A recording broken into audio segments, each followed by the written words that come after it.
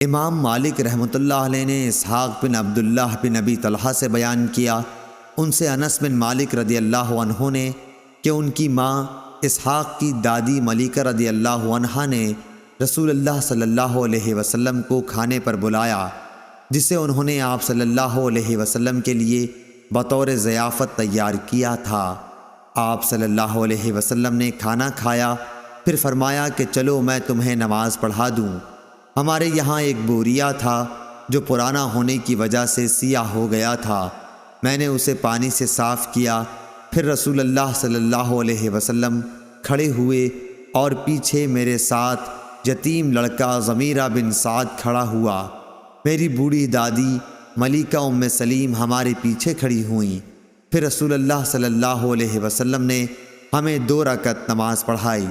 صحیح بخاری حدیث نمبر 860۔